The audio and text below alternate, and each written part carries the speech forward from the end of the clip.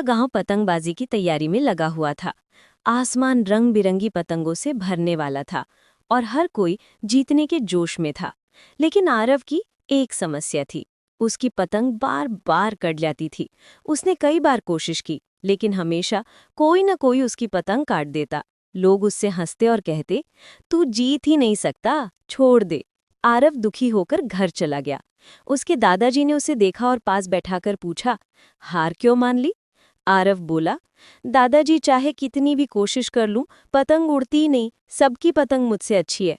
दादाजी ने मुस्कुराते हुए कहा, बेटा, पतंग उड़ाने में सिर्फ धागा और कौशल ही नहीं, विश्वास भी जरूरी होता है।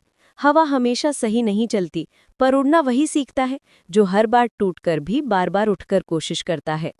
दादाजी ने धागा ठीक किया, पतंग की गांठ मजबूत की और बोले, याद रखना, पतंग ऊपर तभी जाती है जब हवा उसके खिलाफ चलती है।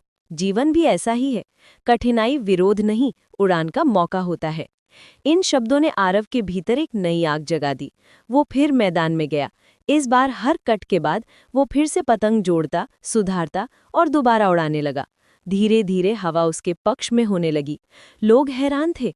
जिस लड़के को वे हार मानने के लिए कह रहे थे, वही अब सबसे ऊंची पतंग उड़ा रहा था। शाम होने तक पूरे गांव में सिर्फ एक ही पतंग आसमान में रह गई, आरव की। उसने मुस्कुराते हुए आसमान की तरफ देखा और दादाजी के शब्द याद आए।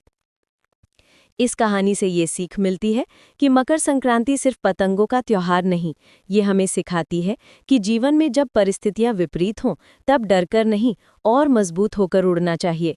हार बार बार काट सकती है, पर उड़ना उन्हीं को आता है जो हर बार डोर फिर से थाम लेते हैं।